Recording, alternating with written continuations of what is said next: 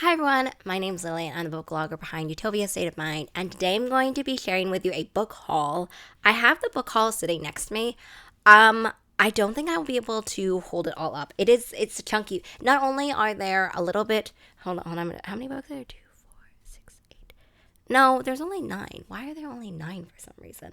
I don't know. For some reason I thought there were more than 10, but all of these books are so thick. So I don't know if I'm going to be able to hold them up for you, but I am going to try, if not just for the purposes of a thumbnail, but it's just like so many books right now to share with you. But let's just get into it because I'm so excited. It is going to be a little bit of a mix of everything, and I'm going to start off with one of my most, okay, I'll just show you. It is an arc of Yellowface. It's a UK arc. I have the US arc, but I don't know if you've been a follower on my channel or of me for a while, you will know how obsessed I am about RF Kwong, and I collect RF Kwong arcs. I don't know if I'll be able to do it after this because they're starting to get more popular and more difficult to obtain. But I am up to date now with Yellowface, US and UK, at least for Yellowface. I got this as a lovely gift from Elle. I will put all of Elle's links down below. But it is just so stunning. I was on vacation when I read Yellowface for the first time, so I didn't have a physical copy with me because weight restrictions. So I haven't actually read a physical copy yet of Yellowface. I have the US arc. I have now this UK arc. I have just so many different copies also of Yellowface. I have the Illumicrate edition coming soon. I have another edition that the publisher, William Morrow, was so kind to send me. So I have a lot of copies that I could start reading. But this is just the one that I most recently got in my mailbox, and I'm just so thankful. I don't even know what to say. I'm still just so shocked that this is in my hands. It is just so gorgeous. I'd been seeing this all over the place, and I was like, if this could happen, it would be so great. And it did. Next, I want to talk about books publishers have sent me. So I will try to mention the books and the publishers. The first one is a chunky arc of Gods of the Wordwood. I don't know if I'm pronouncing that right. Wordwood. Anyway, this is from Orbit. I'm intrigued by this. I feel like I have not read this author before.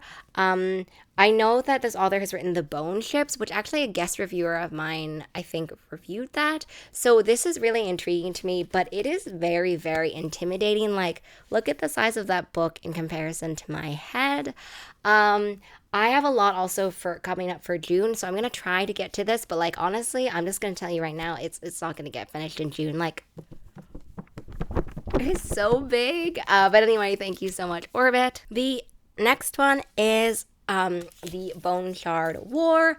I finished this already. I will link the review below. But the Bone Shard War was one of those epic fantasy series finales that felt so satisfying. It felt so good.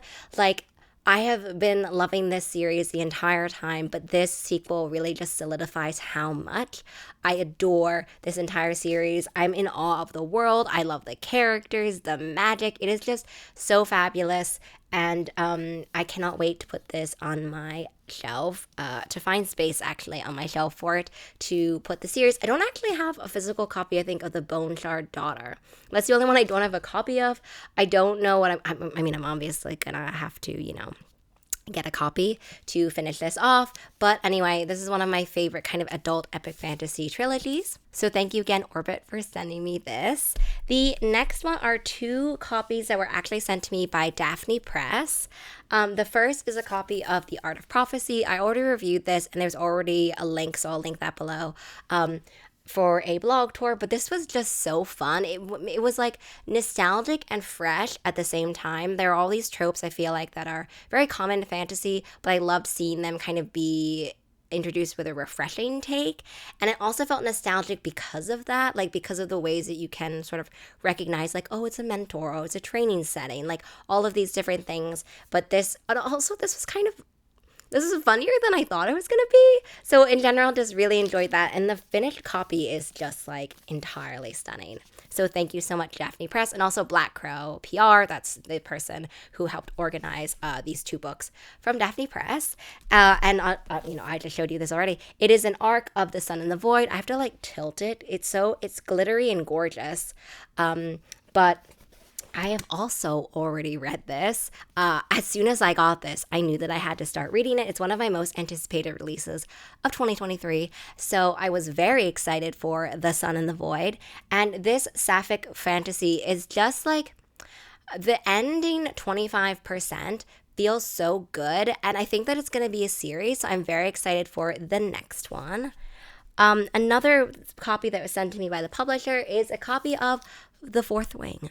This has been all over the internet, all over like the book community space.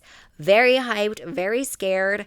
I started listening to this on audiobook actually right when I got this because I thought I could switch. I don't love the audiobook. Okay, this rarely happens to me, but I don't love the audiobook, so I'm going back to the physical book. So it will take me longer to finish just because I'm in the middle of reading some other things. But in general, I really love the idea of dragons. And so far in the first like 4 chapters that I listened to in the audiobook, I did like the things that I found out. But anyway, intrigued to read this one because, as I said, it's been everywhere recently. So thank you so much to the publisher for The Fourth Wing. The next one, which I forgot, so I had to go get, is a copy of The Davenports. I won this in a giveaway from the class of 2023 debuts on Twitter. I love that group so much, or I love that Twitter account so much. So definitely check that one out. And they also do run monthly giveaways. And I won a copy of The Davenports, which I've already read and loved. It is an historical fiction set around 4 main characters, and all of them are going through this kind of central struggle about what are our dreams worth to us and like what will we achieve for our dreams. So I loved this one. You'll find a finished review. I don't know actually when it's scheduled, but I have written it. I just don't know when it's scheduled. The next ones are books from subscription boxes. I'm just looking on my list. I have a book from a subscription box that is somewhere on my mic stand. I basically have all these books that are here holding up my mic for everyone to see, but like I don't actually know which one of it is. So, and I'm back. Of course it was the last one I looked at, but anyway, the first subscription box one that I have, because it's been a while since I've done a book haul video, is my Fairy Loot copy of the Foxworthy King. I'm just taking it out of my little cloth bag for it. But I really, really love the Foxworthy King. I will link my reviews to all the books I've read, obviously, before and have reviewed already down below. But the Foxworthy King is, I love the cover of the Foxworthy. I do not love the pink foil. Like, I like it, but I just would have preferred silver, I feel like. I understand that this is one of the exclusive like cover changes that they've done, this pink foil, and it looks okay, but this is not my favorite in general. But the edges are stunning. This is my favorite aspect of this edition. The edges are gorgeous. These like floral dark edges with the crown. It is absolutely gorgeous. Also, there are end paper art or end paper art things in the edition. So I will just show you that. It is character art. I love character art and paper. Character art and paper art. So here as well, you see this one. It's kind of difficult to show you that one, but there's also a design on the book which is probably my second favorite thing. I just think it is so gorgeous, and it also has silver foil on it. It's just like this beautiful kind of gothic vibe to it, which is definitely in line with the book. And additionally, the dust jacket has reverse art. Here it is, the reverse art. It is of the main character. This is probably my third favorite thing about it. I think that I wish there was just a little bit more on this back panel, I guess. But yeah, I also love that it has the name of the book and everything, so you actually could put this on your shelf instead. It irks me so much with reverse dust jacket art that does not have that. If I want to put it on my shelf, I want to be able to know what book it is still. Anyway, so I got my copy of the Foxworthy King. As well, I got my copy of The Blood Gift. I love The Blood Gift so much. It is such a fantastic sequel that felt like just action-packed as well. I would read so many books from this universe as well. It has blue sprayed edges. It has this gorgeous edition, and also has a signed book plate. This was a sequel to they did a debut box, which also had to the blood trials. It also had a pin and a wooden bookmark, a wood mark. So anyway, really enjoyed this copy of The Blood Gift. The next one is my copy of The Faithless. This is another sequel copy. It has these blue sprayed edges. This is from Illumicrate as well. So I'm like slowly starting to finish up the like sapphic trifecta basically. I had my copy of The Oleander Throne, this copy of The Faithless, and I'm just waiting for the announcement for the copy of He Who Drowned the World, or like what that, when that's gonna happen, because that edition is so gorgeous. Anyway, this is my copy of The Faithless. The Faithless was such a fantastic sequel, and I loved the sequel so much. I did not know, honestly, what the vibe was going to be for this sequel, and it just surpassed my expectations so much.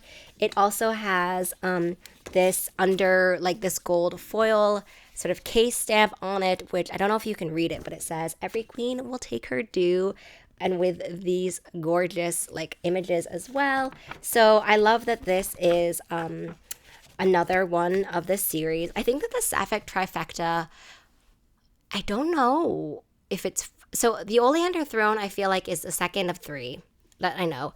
The Faithless also is not the series ender. I don't know if He Who Drowned the World is though. So finally, the last book I want to talk about, because I want to show you something after the books, is my copy of Some Desperate Glory from Illumicrate. It is so hard to see this because it is iridescent gorgeousness.